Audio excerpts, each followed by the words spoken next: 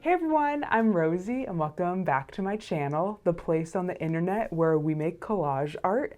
And today I kind of in the mood to do something a little bit more complicated with a lot of pieces. And so I was making a TikTok video the other day where I was giving a tour of this box of images that I have that I've cut out that I was going to use for a collage but then didn't end up using them.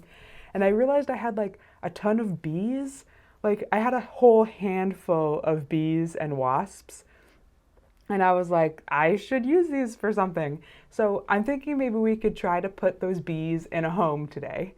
And some of the ideas I had were maybe if we could find a trumpet player and the bees were coming out the end of the trumpet, or one of those old phonograph things with the big tubey thing that comes out that's an amplifier or something. If they were shooting out of that, I think that would be cool. What was the other idea? Like a rocket ship. If one was taking off, if instead of the flames at the end, we have bees coming out the end of the rocket ship. I think that could be cool.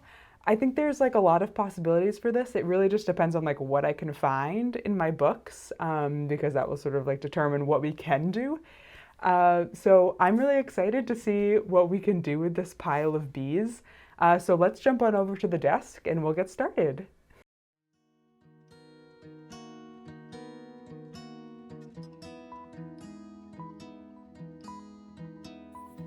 While we're flipping here, I thought I would just pop on to talk a little bit more about where you can find materials for collaging. I get asked this a lot, so I figured I would just give sort of some ideas and a little bit more about where I find my stuff. So everything that I use either came from a thrift store, flea markets, the side of the road, Craigslist, those little free library things, or a library book sale. Those are so great. If you can go to a library book sale, you can get so many books for so cheap. It's incredible. I love them. The other thing I mentioned is I have an alert set up on Craigslist for National Geographic magazines. And I'm not going to lie, they come up in the free section pretty frequently. So I've gotten a good amount of bundles of free National Geographics just from that. I do live in a city, so it makes it a little bit easier for me, but I'm sure that they come up pretty often, maybe where you live. But the other thing I want to address and talk about is I know that the way the world is right now, it makes it very difficult to hunt for things. A lot of places are closed, it's just not very safe. So I wanted to give a few ideas of where you can find things without going to a thrift store. So the first idea is to ask your friends and family if they have any old magazines or books that they're willing to get rid of. Just sort of poke around to see if anyone has anything, and then you can safely pick it up from them. So that's an idea. The other one is you can buy old magazines on eBay. They're probably a little bit more expensive, but I think they do exist. The last thing I want to mention is they make collections of collage materials. I know there are quite a few collections on Amazon of books that are specifically jam-packed of stuff you can cut out and use for collaging. So that's just a few ideas for you. I hope that was helpful. Let me know in the comments down below if you have any other questions, and I'll do my best to try to give you some more ideas.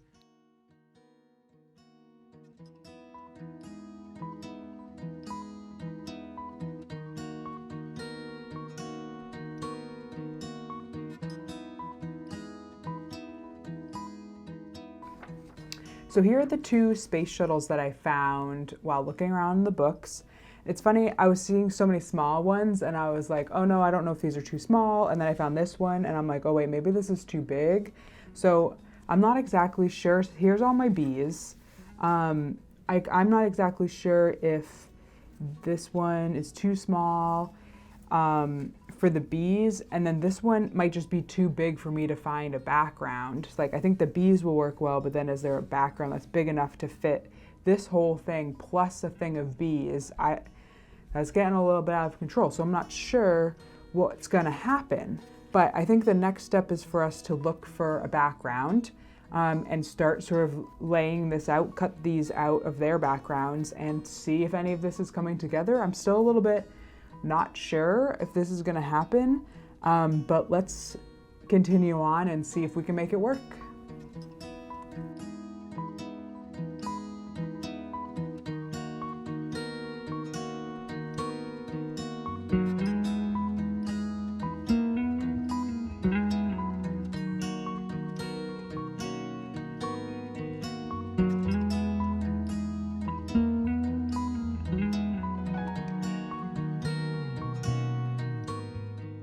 So I really didn't think that we were gonna find something that I thought worked so well so quickly, but the angle of these trees, I think like works with what I was thinking of really, really well. Like it just even makes it more dramatic.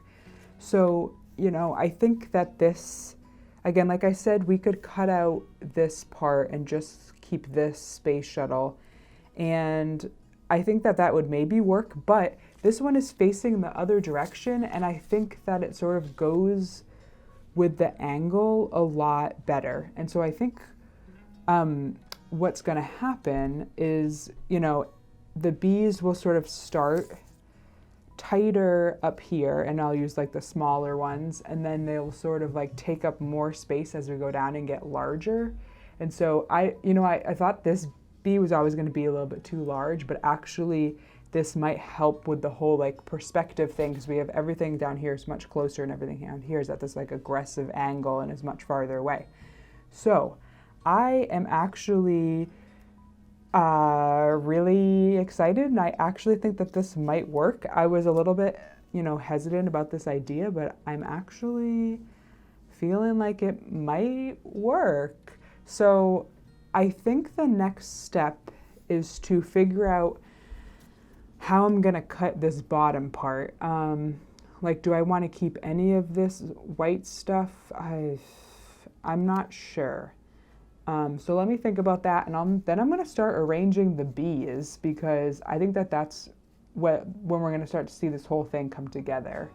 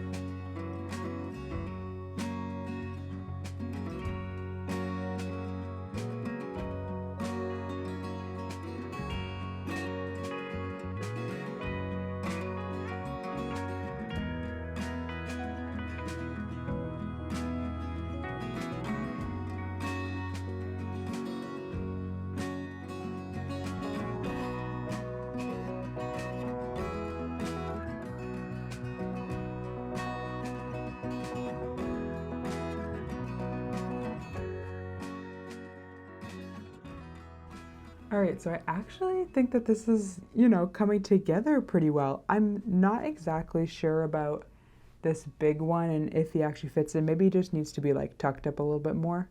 And maybe I need to spread these out a little bit more so more bees are like coming down in this area, because they're very concentrated up top. And that is what I wanted, but do we need to fill out the space a little bit more? I think so. And honestly, I think that this might be a piece, just because of how many pieces there are, that I think I might start gluing stuff down already. I don't normally glue on camera just because it's kind of messy, but I feel like these need to be glued down because they're sort of just like floating on top of each other and they're moving around a little bit too much. It's really hard to see for me what's going on. But now that I've laid this all out and I overall think that the composition is going to work, I actually think that maybe this is a little bit risky, but I'm thinking maybe if I move the entire thing down I don't know if this is gonna work. Oh no, I got one, a little bee. So I think having a really good starting point with the rocket is probably the most important part, and I think I kind of like him there. I think he was a little bit too high before, so keeping him more around there. And still we got some bees that are stuck up in here. But yeah, I think we need to start gluing because this is just like a little bit too much to work with. So let me sort of finesse this and then we'll come back to see the finished thing.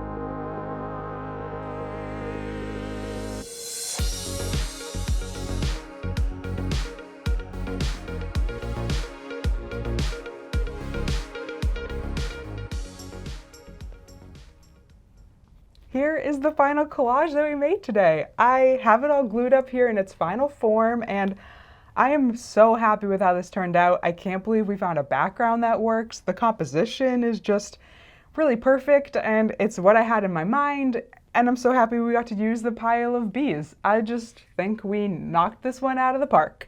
So thanks for coming along on this journey with me to create this collage, and I will see you next week for another collage video. Bye!